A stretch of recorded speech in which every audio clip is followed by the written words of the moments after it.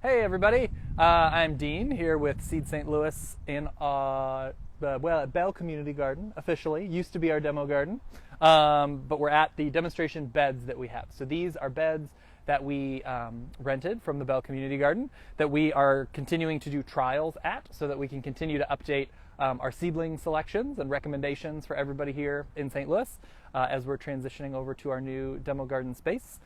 So this really big bed here, this bed over here had all of our trials for spring that we did. So we trialed some broccoli and we found some really good ones that you'll be hearing about soon and we'll be offering next year as seedlings, which is exciting. But then over here we have one of our fall trials. So last week we talked about our tomato and pepper trials. So these are our eggplant trials. So eggplant are another one of those crops that are pretty low maintenance. But we have not had like reliably good yields from the Black Beauty, kind of that standard Italian eggplant that produces the real big fat eggplants that most people are familiar with. We've grown them for a long time, and it seems like some years they do good, some years not so much. And so we wanted to try some other varieties. So we got 17 varieties, something like that. It's a lot of varieties packed in here. That we did. So these were all ones that we selected for relatively quick maturity, or that's what we were looking for, was fast maturity. And also we kind of leaned in more toward the Asian eggplant.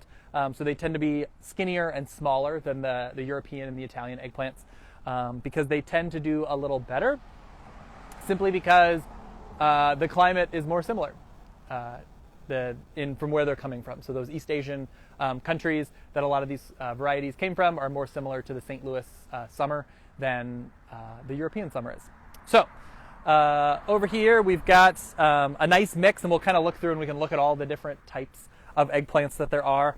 I'll say one that was kind of the most surprising. So this was one of the three that was the first to start producing fruit, and that's this one down up here. So it's actually an Afghani variety.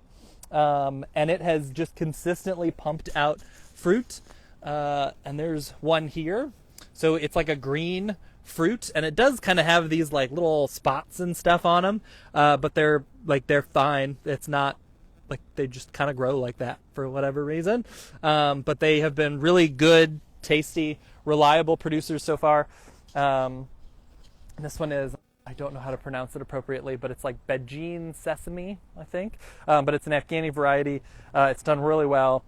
But then you'll see some variety here. So this one right next to it that you can see is like half the size, plant-wise, was also one of the first three to start producing. And it has consistently pumped out eggplant, but they're this big. Like this one is way overripe even. They're just these little itty-bitty tiny things. That's actually a different variety. But like this one over here, same, just these little tiny things. And it was also first one. So, obviously we like this one a little better. It's producing larger eggplants. It's a little more upright, so it's not as much sprawling on the ground, which is nice, much easier to weed.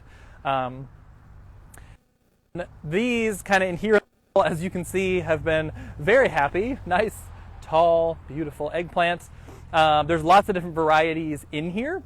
This is one type we've been really impressed with, and it's got these nice pretty purple leaves and stems and stuff on them. This is actually from the University of Hawaii, and I believe, again, pronunciation, forgive me, I believe it's Poamoho is how this one is pronounced. But you can see it has these nice long skinny eggplants, which is kind of indicative of the Asian eggplants are kind of more long, skinny, and very tender. You can't feel it obviously, but they're very kind of squishy, soft. They're not, they're firm, but they're not like hard. So they're nice and tender, and they stay tender for a pretty long time. So those have been good. And then, this is another one that stays really small, the fruit on here. So you can see it's also very big. It has these same purple leaves, but it's actually a different variety than this Poamoho one. So this one is a Kurume Long, I believe, is what this one is. So this one has also done pretty well for us, but the eggplant are quite small. And so they're, you're kind of limited on what you can use them for.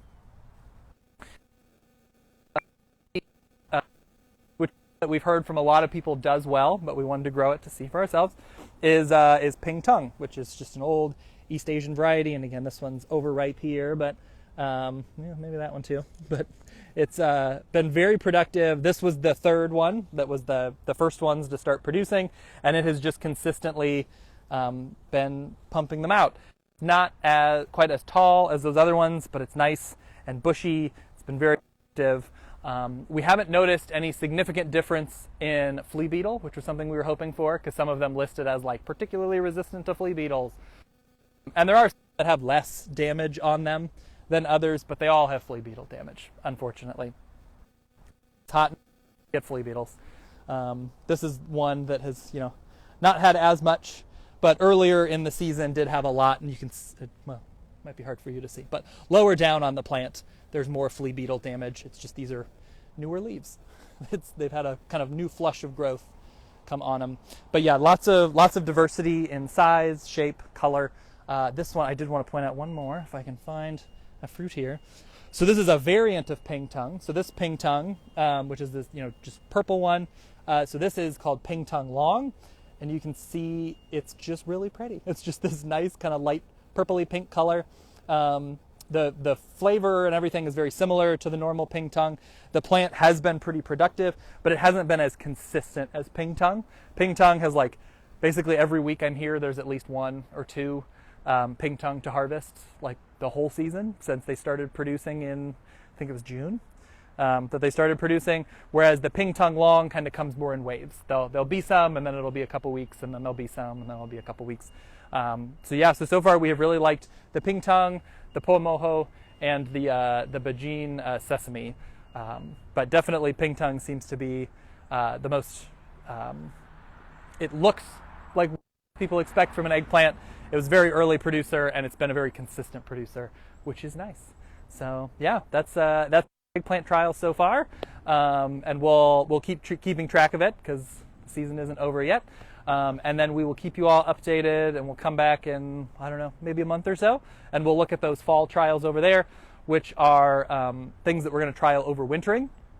So there's some particularly cold hardy cabbage, fennel, onions, and leeks. And so we will talk about those soon.